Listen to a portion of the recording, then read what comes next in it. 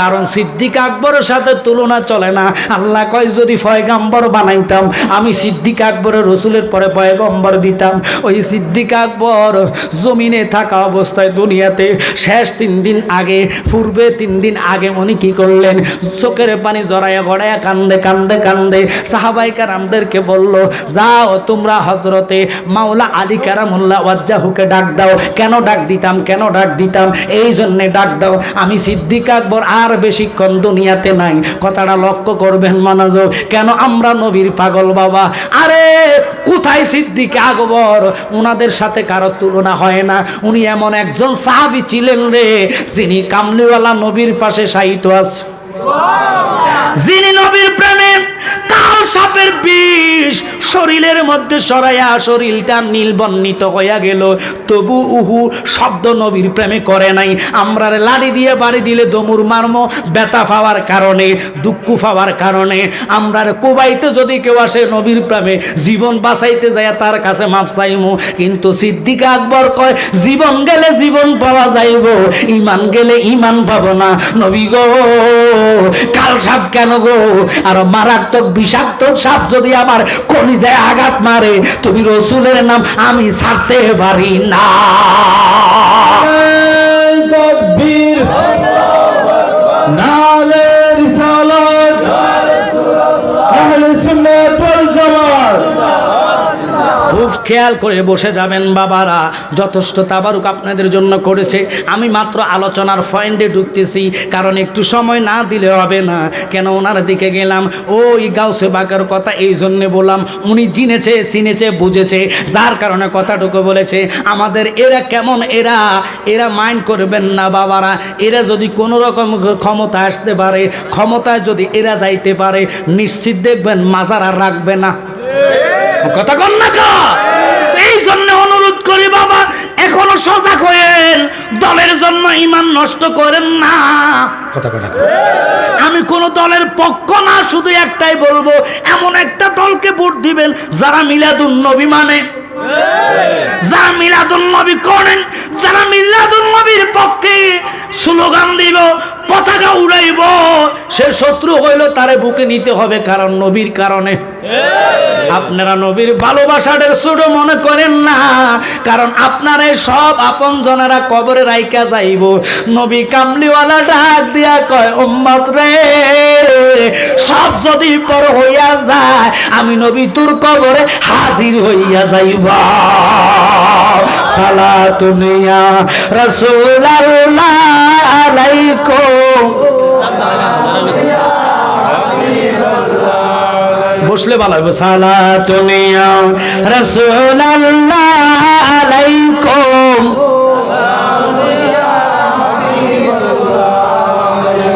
কোথায় সাথে কোথায় তুলনা করে? এরা কেমন মুসলমান? আবার আপনারাও এদেরকে দাওয়াত দেন। এই সমস্ত মুসলমান নামে মুসলমান, এরা কাজের না। কারণ এদের উপরে দেখা যায় না, হয়তো চোখের কারণে, এই চোখ তো পাওয়ারই না। 100 তাদের কোফালে লেখা আছে তারা এজিদ মার্কা মুসলমান। যদি আবু বকর মার্কা মুসলমান হইতো তাহলে রসুলের মিলাদ নিয়ে কুটুক্য করতো না, রসুলের শান নিয়ে কুটুক্য করতো না। আমাদেরকে হেরা গরম সুন্নি বলে, আমাদেরকে বন্ড বলে, বেদাতি বলে। আর এটি তো লকাব নয়, আরও যত লকাব থাকে দিতে পারো, রসুলের কদম আমরা ছাড়বো না। কথা বলেন ঠিক কিনা? যদি পাশির কাষ্ট নিয়ে যাও, পাশি দিতে রাজি আছি। তাকায় দেখো না কেন, এই যে ফিলিস্তিন রসুল ইমামতি যেখানে করেছেন, মুসলমানেরা এত ইমানদার কেন, এত ইমান চেতা কেন, বাচ্চারা কেন স্লোগান দেয় লা ইলাহা ইল্লাল্লাহ মুহাম্মাদুর রাসূলুল্লাহ, কালিমা পড়েছি, জীবন দিব, কালিমা ছাড়বো না। এই সমস্ত বাচ্চারা কেন স্লোগান দেয়? তাদের কারণ হচ্ছে রসুল যেই মসজিদে ইমামতি করেছে, রসুলের কদমের সদকাতে ওই মসজিদে আকসা আল্লাহ এত দামি বানিয়েছেন, যেখানে এক রাকাতে 25,000 রাকাত নামাজের সওয়াব। এই জন্য তারা জীবন দিয়ে ওই ইসলামকে পতাকা তুলে ধরে রাখছে।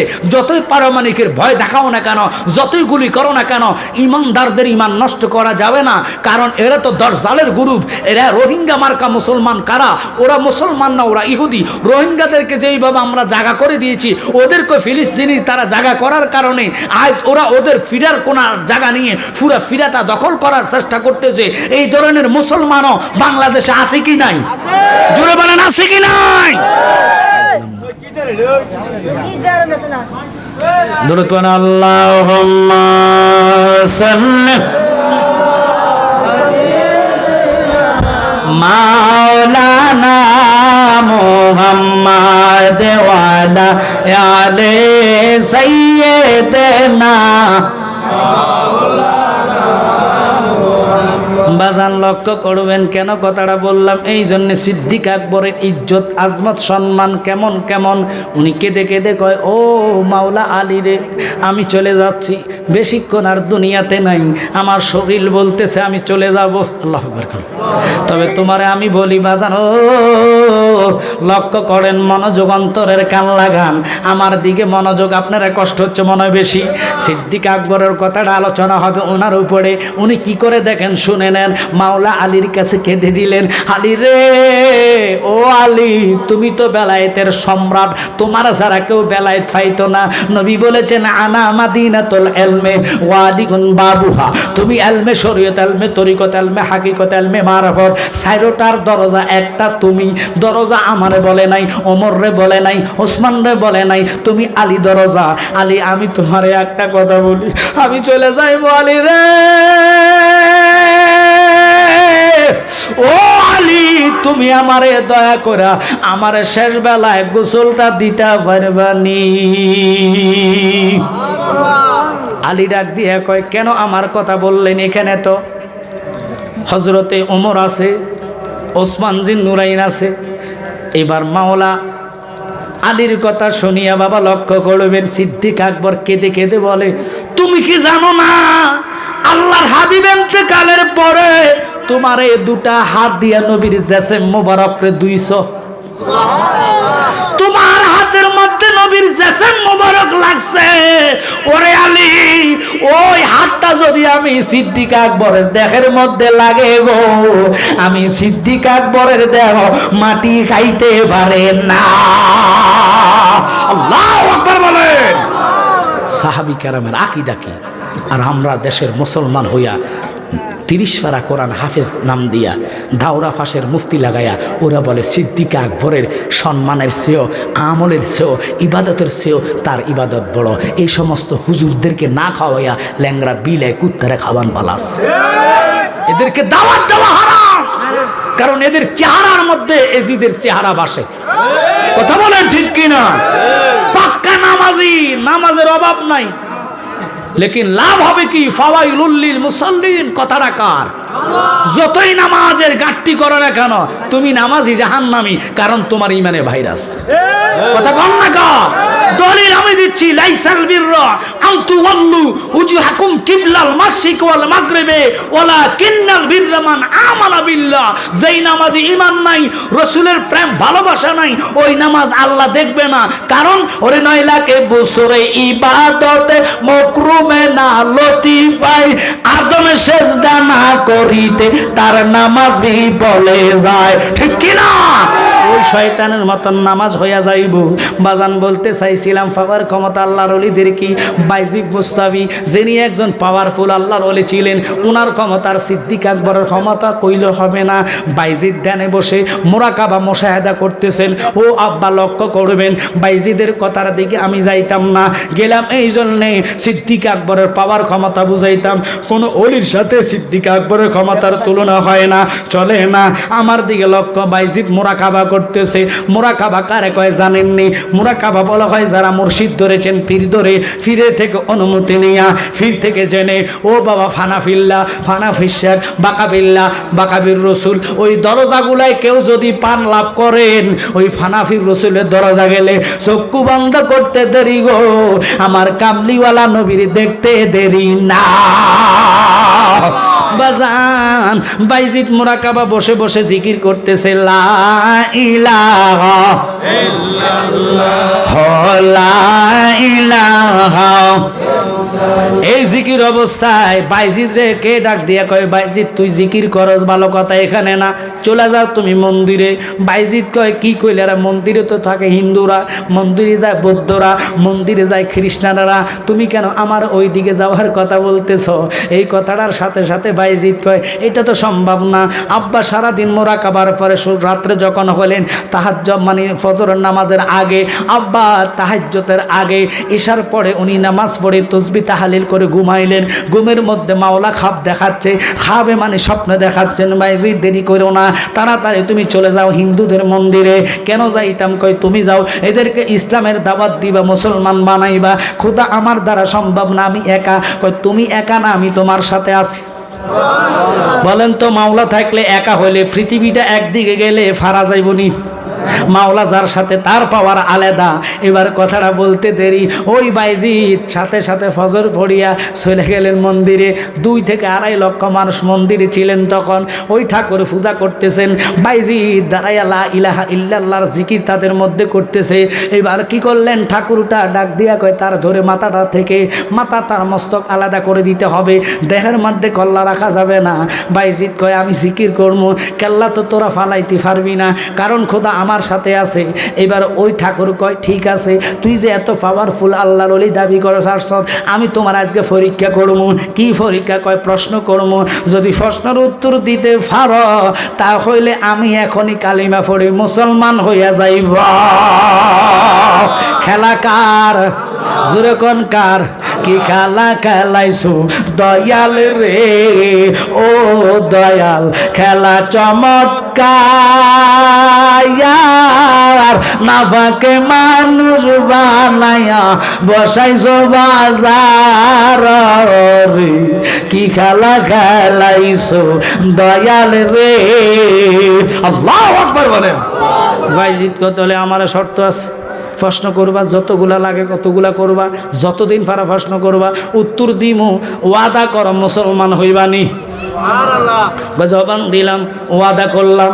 এই কথার সাথে সাথে বাবারা বাইজিদরে 1 নম্বর প্রশ্ন করলেন যে তুমি বলে তো এমন এক আল্লাহ বানিয়েছেন যে 1-এর সাথে 2-এর মিল নাই, 2 কখনো আসবে না। বাইজিদ আর কোনো প্রশ্ন আসেনি? কয় আছে। কয় তাহলে বলো কি প্রশ্ন?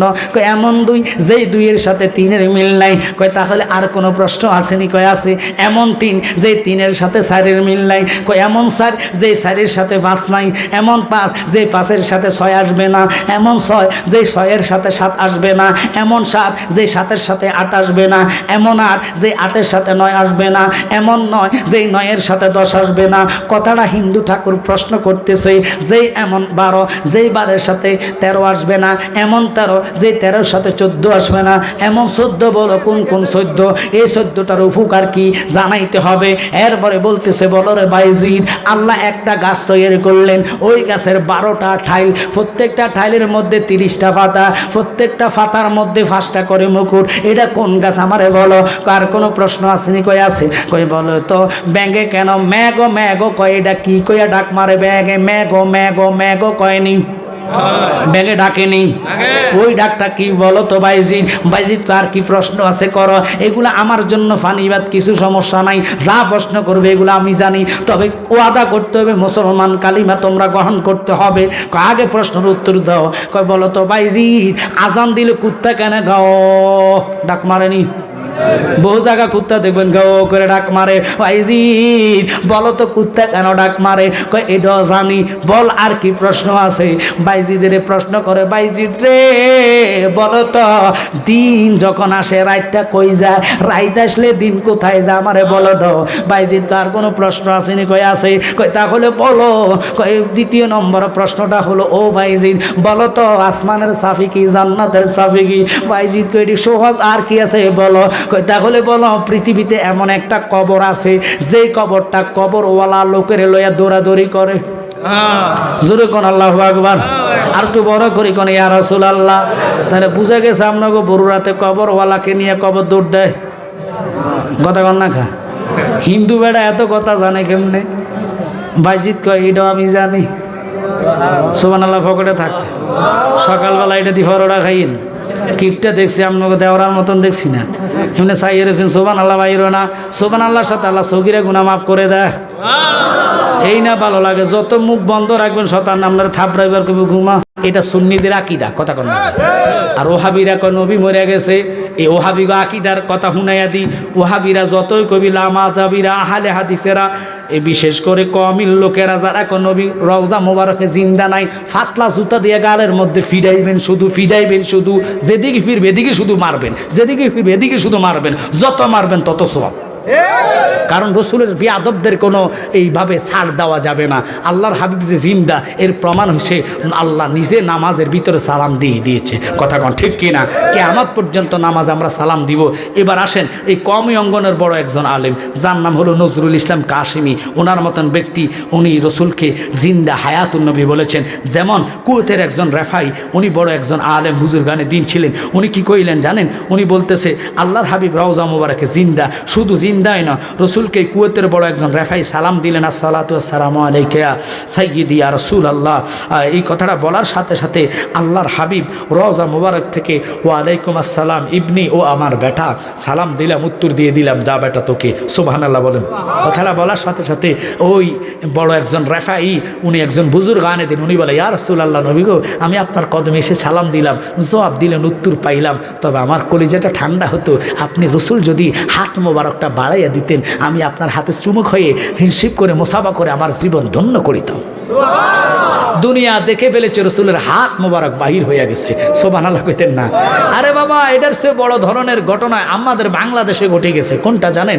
এই ক্যান্টনমেন্টের ঘটনা। রিজভী সাহেবের একজন মুরিদ, উনি 10 মাস পরে স্বপ্নে ছেলেদেরকে দেখাচ্ছে ওনার কবরে ফানি, উনি নামাজ পড়তে সমস্যা হয়। সুবহানাল্লাহ, আপনাকে ভগড়ে থাক। ওরে বাবারে বাবারে, কিপটা লোক দেখছি তাবারক রেডি, শক্তি হইবে আর বড় সুবহানাল্লাহ বাইর না, একটু জোরে কইবেন সুবহানাল্লাহ, আল্লাহু আকবার বলেন। 10 মাস পরে, আহা, 6 দিন পরে নখ ঘষিবেন, 9 দিন পরে চুল, 17 দিন পরে পেট পচে সব পোকের খাবার হয়। কবরে জায়গা ভালো নয়, কবর জায়গা ভালো নয়, আমল ইমান দিয়ে কবর সাজিয়ে নিতে হয়। কবর জায়গা ভালো নয়, কবর জায়গা ভালো নয়। তবে মানুষ মানুষের মতন হইয়া রিজভী সাহেবের মুরিদ দেখায়, বাবারে তোরা আরাম করস, ব্যবসা করস, চাকরি করস, সমস্যা নাই, আমার কবরে ফানি, আমি নামাজ পড়তে পারি না। আব্বারে, দজলা নদীর তীরে হুযায়ফা নবীর সাহাবী, 1300 বছর পর্যন্ত কবরে জিন্দা জিন্দা জিন্দা। স্বপ্নে দেখাচ্ছেন রাষ্ট্র প্রধান নায়ককে, ও বাবা রাষ্ট্রের প্রধান সালমানকে, ও সালমান, আমার কবরে দজলা নদীর পানি ঢেউর সাথে আসে, আমি নামাজ পড়তে পারি না। বাংলাদেশের চোরের ঘরের চোর হাইবারা কয় নবী বচ্চা গইল্লা গেছে, জুতা দিয়ে ফিডানের দরকার। নবী জিন্দা, নবী জিন্দা, নবী হায়াতুন নবী। ওই রসুলের সামনে হযরতে সিদ্দিক আকবরে নিয়ে চলে যাচ্ছে। সিদ্দিক আকবর ডাক দিয়া কয় না, নবী ডাক দিয়া কয়, আলী রে, আমার বন্ধুরে আমার কাছে রাইখা যাও। আল্লাহু আকবার বলেন।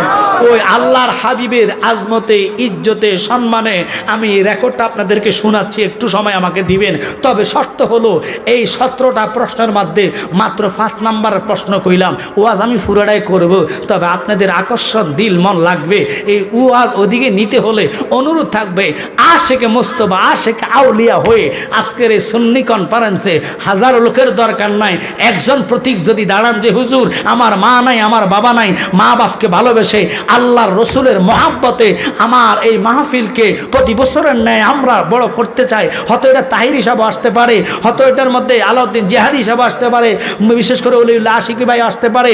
আপনাদেরকে আমি অনুরোধ করব, 1 নম্বর একজন লোক বলবেন 5,000 টাকা, একটা লোক।